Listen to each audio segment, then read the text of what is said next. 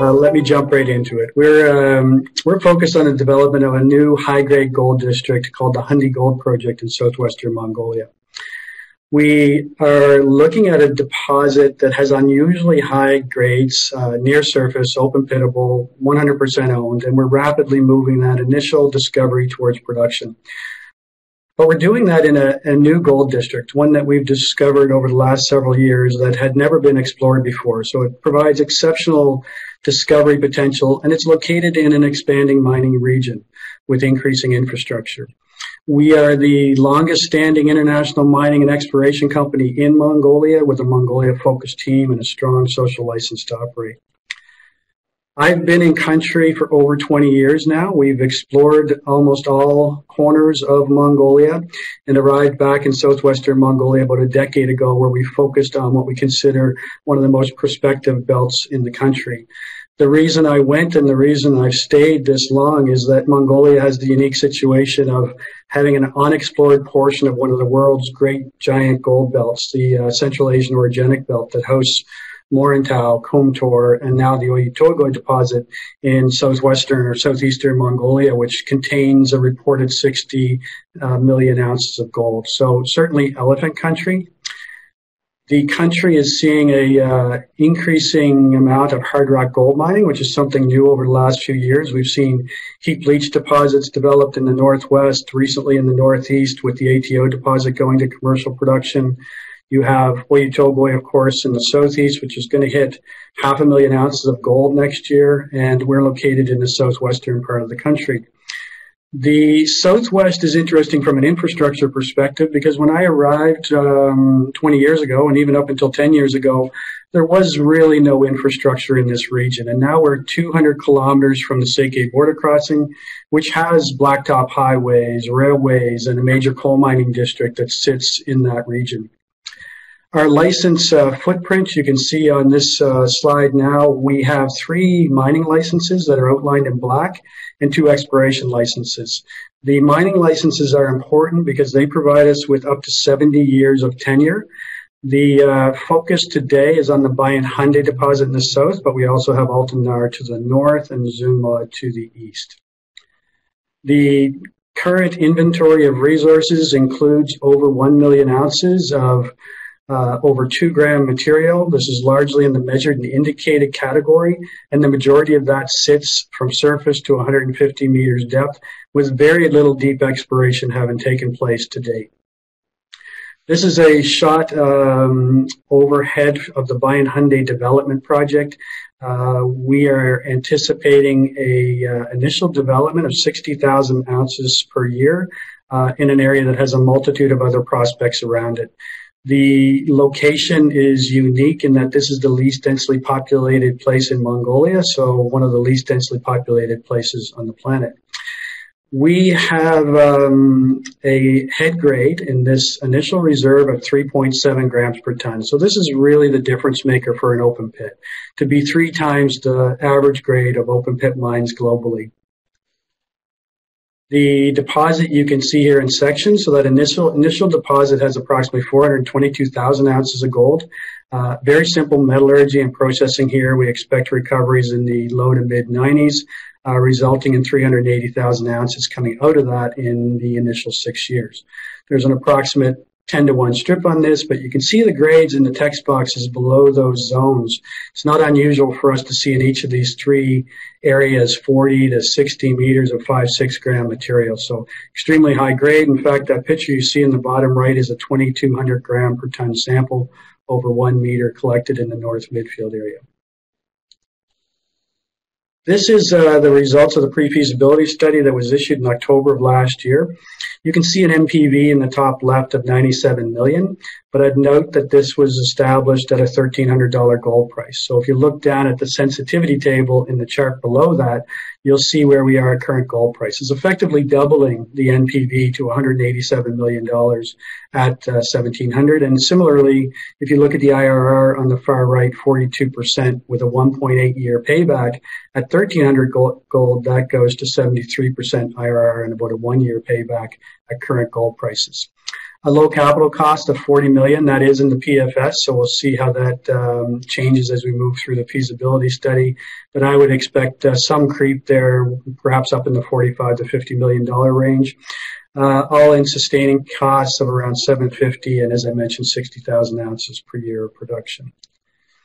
We have a host of high-quality engineering firms throughout Asia, Canada, Australia that are assisting us with the feasibility.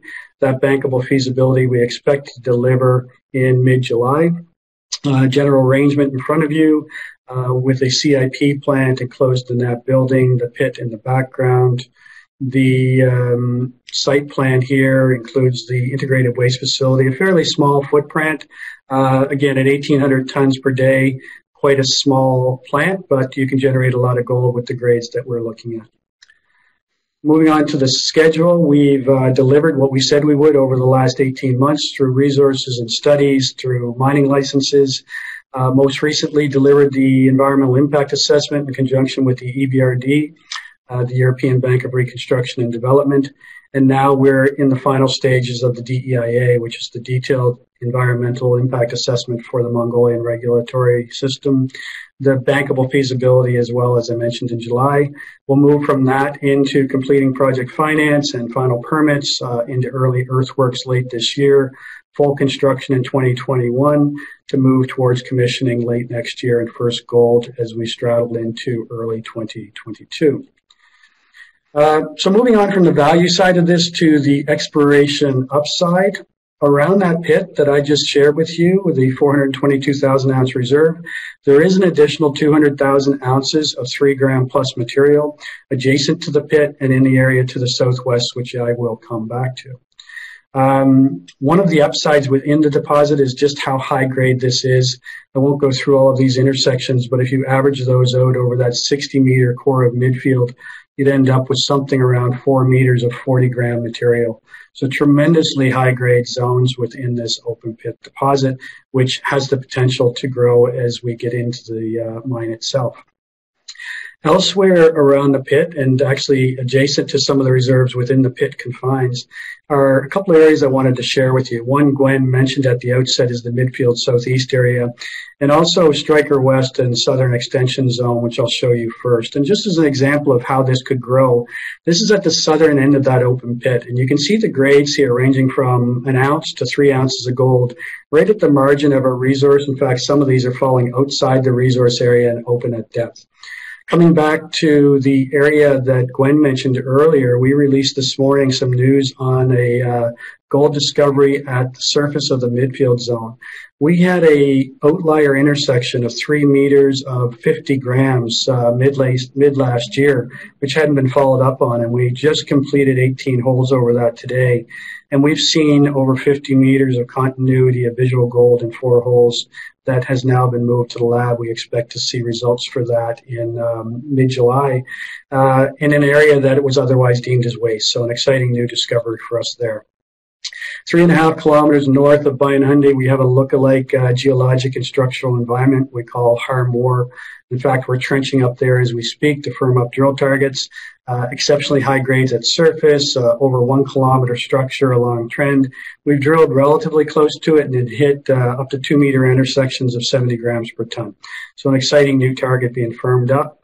In addition, 16 kilometers to the north, we have the Altanar deposit where we have another 500,000 ounces of gold. That is the next development in the pipeline. Some tremendous intersections there earlier this year, including 45 grams per ton over 7 meters. Switching over to the technical and social license side, as I mentioned earlier, we've been in the country for 23 years. We have a tremendous team. We received a strategic investment from the European Bank of Reconstruction and Development earlier this year, the largest foreign investor in the country. We're the first cross-listed company on the Mongolian Stock Exchange with 6,000 Mongolian shareholders, and we have 15 years in the province that we're currently working. We have a second-to-none board in terms of experience in country through finance, government relations, and mine building. We have a current market cap of approximately 40 million US, and I use that number because that just happens to be the cash flow, the net cash flow we're projecting in the initial year of production. So an average annual cash flow equal to our current market cap. Very supportive shareholder base. So in summarizing where we're going from here, we have an exceptionally high-grade open pit deposit that's going to be shovel-ready by the end of this year. It's a low capital cost project targeting 60,000 ounces per year. And we have first mover advantage in a region with district scale potential and proven exploration success. We have an experienced corporate development team. We have significant ownership by the board and management, a strong shareholder base, and a robust social license to operate. To look at the catalysts coming down the pipe over the next few months, they are many. We have the bankable feasibility mid-July. We have Bayan-Hundy drill results coming out in July and August. We're firming up a program at Dark Horse or Harmore. The project finance process is underway, and we have strong confidence in that, with the European Bank being a cornerstone investor. Early earthwork scheduled to begin late this year, and first gold to commence 18 months after the start of construction. Thank you.